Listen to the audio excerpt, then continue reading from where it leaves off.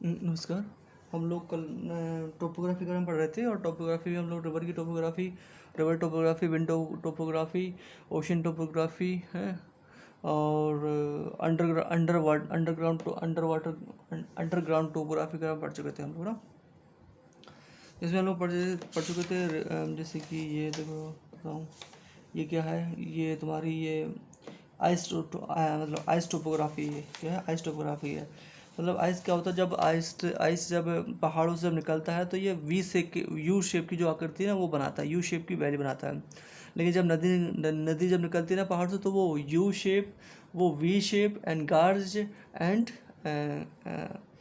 Canyon, ठीक है।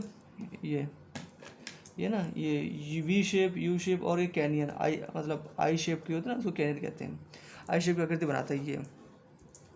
तो जब सर के जब ये पहाड़ सरकता है ना, आइस पहाड़ से सरकता है तो वहाँ पे नीचे में थोड़ी थोड़ी छेद बन जाते हैं, मतलब जगह बन जाती है। इसको झील, ये झील इसमें पानी भर जाता है, ये झील बन जाती है, इसको सर्क कहते हैं, छोटी छोटी झील कहते हैं। दो सड़कों के बीच को कहते हैं हॉर्न। तो दो सड़क बने, उसके बीच की जो पीक निकली होती है उसको हॉर्न कहते हैं। अब बाकी सड़कों की जो लाइन लगी हो तो उसको कहते हैं सेरेटेड रिज कहते हैं, ग्रीस रंग कहते हैं, इसको ग्रीस रंग कहते हैं, ठीक है। हिमोर क्या होता है? हिमोर मोड़, जब पहाड़ बर्फ से ढका होता है तो उसको हिमोर कहते हैं, ये फिर मोरन कहते हैं, ठीक है। गंगोत्री। अब ड्रमलिन क्या होता है? ड्रमलिन क्या होता है कि जब जब इस प्रकार की आकृति होती है, ठीक है, इस प्रकार की आकृति, और यहीं से क्या है, रिवर निकलती है। तो रिवर जहाँ से निकलती है ना, जैसे गंगोत्री जहाँ निकलती है तो वो ऐसी इस प्रकार की आकृति बनी हुई है, ये मड़ैया टाइप की बनी हुई है, ठीक है। इस ऐसी मड़ैया, ठीक है, बनी। तो यहाँ से निकलती रहती है। तो इसको कहते हैं ड्रमलिंग कहते हैं। और जब ड्रमलिंग ये टूट टूट के ये छोटा छोटा पार्ट बन जाते हैं ना तो इसको कहते हैं इसका ईयर इसका कहते हैं, ठीक है। ये आइस टोपोग्राफी थी हमारी, ठीक है। और रिज के बारे में क्या पढ़ा था हमने? रिज रिज क्या होती है कि जो कॉन्टिनेंट होता है ना, कॉन्टिनेंट में क्या होती है कि वॉल्केनो के इरप्शन होते हैं ना, तो वॉल्केनो इरप्शन की वजह से क्या होता है, नीचे से लावा निकलता है तो वो पृथ्वी में, तो वो जो समुद्र की सतह पर डिपॉजिट होता रहता है। जैसे ये है, यहाँ वॉल्केनो निकला तो ये ऐसी बन गई, रिज बन गई, ऐसी ऐसी रिज बन गई। तो मतलब ये पानी भरा है तो रिज मतलब ऊपर हो गई, तो वो तो पीक बन जाती है, मतलब नीचे ही है, नीचे तक है यहाँ पर, तो उसको रिज कह देते हैं। तो ये रिज क्या है ना, ये हवाई जहाज जैसे कि शिप होता है ना, तो उसके लिए ये हानिकारक, मतलब उसको ये सतह में टकरा जाती है, पेंदी टकरा जाती है और उसको ये क्षति पहुँचा देती है रिज। जैसे आइसलैंड है ना, आइसलैंड कहाँ पर है, sorry, it's 2 o'clock, no it's 1:30 मतलब 1:30 बज गए हैं। नींद नींद नींद नींद नींद देखो ये आइसलैंड है,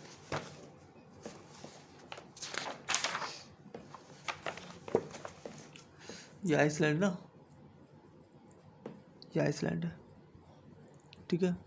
ये ग्रीनलैंड के बगल में ये आइसलैंड है। ये मिड ओशन, यहाँ पर क्या है ना, ये रिज बनी हुई है, ये पूरे अटलांटिक ओशन में मिड ओशन एक रिज। यहाँ पर क्या है, वॉल्केनो इरप्शन होता रहता है, इसलिए यहाँ पर वॉल्केनो इरप्शन हुआ यहाँ पर, इसलिए यहाँ पे मिड ओशन एक रिज बनी है। और ये हुआ कैसे, ये डाइवर्ज, ये जो प्लेट होती हैं, क्या है प्लेट, ये अमेरिकन प्लेट, ये American plate, north American plate, south American plate, और ये कहते हैं ये अफ्रीकन प्लेट और यूरोपियन प्लेट, ठीक है। ये ऐसे ऐसे यहाँ मिलती हैं और इनमें क्या है, थोड़ी बहुत खिसकती है दूसरे से, तो ये इनमें क्या है, नीचे से वॉल्केनो निकल आता है। अभी मैं प्लेट्स के बारे में पढ़ाऊँगा तब अच्छे से क्लियर हो जाएगा,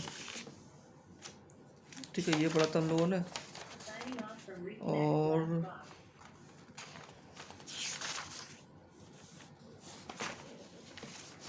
और क्या पढ़ा था, हाँ, हम्म, ये पढ़ा था, ये पढ़ा था हमने क्योंकि विंड टोपोग्राफी क्या पड़ता है कि जब जब कोई पहाड़ होता है ना, पहाड़ एक कोई है, तो यहाँ पर मुलायम मुलायम चट्टान है, तो इसको मुलायम चट्टान को विंड हवा है जो काट देती है, तो बचता है कोई एक मशरूम प्रकार की आकृति बनती है, ठीक है। इसको कहते हैं मशरूम टोपोग्राफी, मशरूम कहते हैं उसको, मशरूम कहते हैं, ठीक है, ठीक है, मशरूम कहते हैं, ठीक है। ये मशरूम, ये है तो मशरूम। अब मान लो पहाड़ ऐसा है, ठीक है, ये ऐसा है, ऐसा मान लो ऐसे ऐसे ऐसे काट दिया तो ये क्या बना, ये पिलर बन गया, ठीक है। इसको भूस्तंभ कहते हैं, ठीक है, भूस्तंभ, ये बन गया भूस्तंभ। अगर अगर यही भूस्तंभ लाइन से बहुत ज़्यादा बने तो उसको क्या कहते हैं, यारडांग कहते हैं। YRDANG, यार्डांग कहते हैं, ठीक है। अब इन यार्डांग का क्या फर्दर इरोजन होता है विंड के द्वारा, तो ये बन जाते हैं इंसेलबर्ग।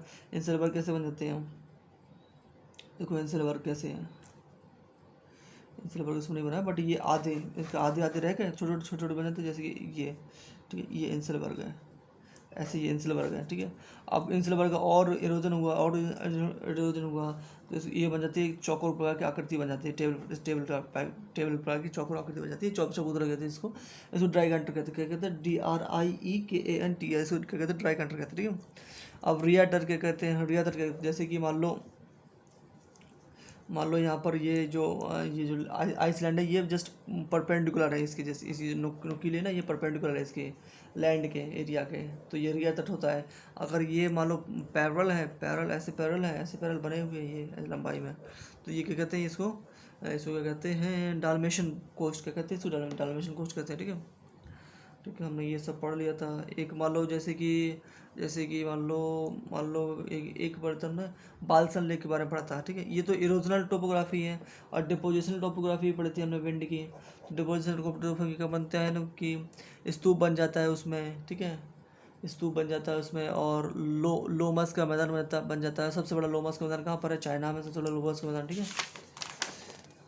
सबसे बड़ा लोमस का मैदान कहाँ पर है, चाइना में है। देखो ये यहाँ पर, ठीक है, ये बरखान बन जाता है, बरखान, जैसे कि ये ऐसा है, ये मान लो ऐसे ऐसे यहाँ पर क्या है, रेत यहाँ पे इकट्ठी होती गई, तो इसको बरखान कहते थे, ठीक है, बरखान कहते हैं। और ये मान लो ये रेत पूरी नीचे गिर गई यहाँ पर, पूरा ऐसे स्तूप बन के, तो स्तूप कह देते हैं इसको। और ये मान लो रेत के द्वारा ऐसे ऐसे मैदान बनाए जाते हैं, लेकिन समझाओगे ना, तो हवा के द्वारा ऐसे ऐसे मैदान बनाए जाएंगे, ऐसे ऐसे ऊपर नीचे ऐसे ऐसे ऐसे मैदान, तो इसको कहते हैं लोमस का मैदान। सबसे बड़ा लोमस का मैदान कहाँ पर है, चाइना में सबसे बड़ा लोमस का मैदान, ठीक है। एक है बालसन झील होती है, बालसन झील होती है, मान लो रेगिस्तान में पहाड़ है, पहाड़ों के बीच में क्या है, एक झील बन गई है, ठीक है, तो उसको बालसन झील कहते हैं। अजमेर की एक झील है जिसको आना सागर, आना सागर कहते हैं उसको, अन्ना सागर नहीं, आना सागर कहते हैं इस झील को, ठीक है। अजमेर में बनी हुई है ये एक बालसन झील है, ठीक है। अब क्या है, समुद्र किनारे टोपोग्राफी कौन कौन सी बनती है, समुद्र किनारे ये क्रीक बनती है, ये वाला लैंड एरिया, ये क्रीक बन जाएगी, ये गल्फ बन जाएगी, ये बे बन जाएगी, ठीक है, ये बाइट बन जाएगी, चांद प्रकार की आकृति। मान लो यहाँ पर डिपोजिशन होगा, यहाँ पर तो ये बैरियर बन जाएगा, ये परपेंडिकुलर डिपोजिशन हो गया तो ये स्प्लिट बन जाएगा, ठीक है।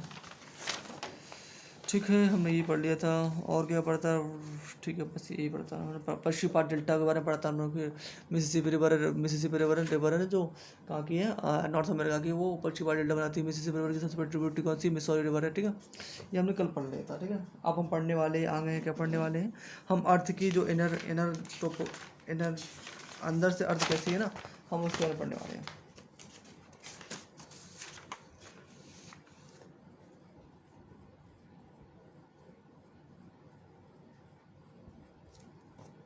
देखो पृथ्वी अंदर से कैसी है, ये पृथ्वी क्या है ना, अंदर से 3 भागों में बटी हुई है। कितने भागों में बटी, 3 भागों में बटी हुई है। पृथ्वी ना अंदर से 3 भागों में बटी हुई है।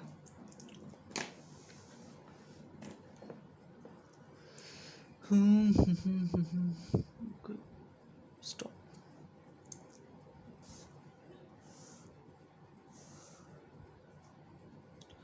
क्रस्ट कहते हैं, कोर होता है, ये होती है मेंटल।